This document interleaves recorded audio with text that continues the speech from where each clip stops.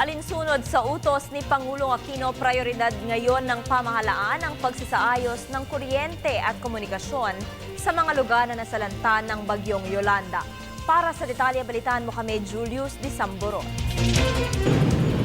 Pahirapan pa din ang pagkuha ng linya ng komunikasyon at supply ng kuryente sa mga lalawigang nasalanta ng bagyong Yolanda.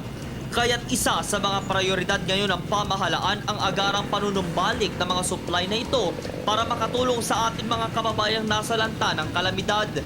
Ayon kay Pangulong Aquino, uunahin ang pagbabalik ng supply ng kuryente sa mga lugar na pangunahing hinagupit na Yolanda gaya sa Leyte. First priority has to be yung getting the necessary data. No?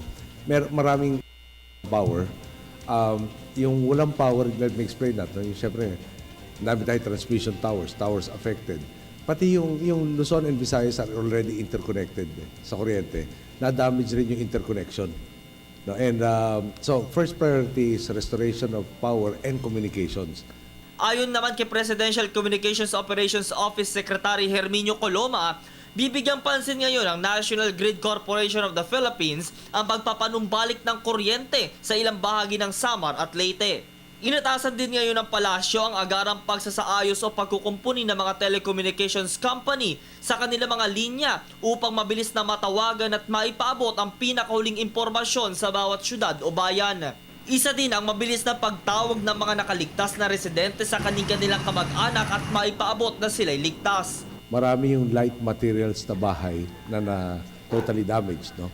So immediately, in coordination with the various LGUs, mag-identify sila ng lupa, magko-construct ang DPWH ng temporary shelters in the form of bunk houses para may house ka lahat to. In connection with that, yung DOH is assessing yung risks. No? Kung may kulang ba na tubig, yung tubig ba polluted dahil yung may mga deaths, di ba? Yung upper respiratory infections, ito natin yung datos.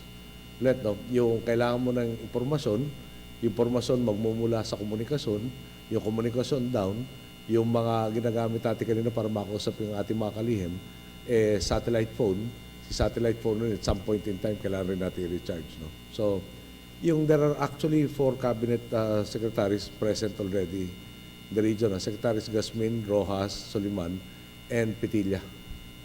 Simula nang maramdaman ang hagupit na Yolanda ng maputol ang komunikasyon at naging pahirapan na ang pagtawag ng mga taga rito. Maging ang media ay nahirapan din sa pagbibigay ng detalye hinggil dito. Kaya't aalamin ngayon ng National Telecommunications Commission ang dahilan nito at agad nalulunasan ang problema. Una nang nabanggit ang pag-atas ng Pangulo sa pagkakaroon ng all-weather communication system sa bansa sa oras ng kalamidad. Para sa Telebisyon ng Bayan, ako si Julius Disamboro.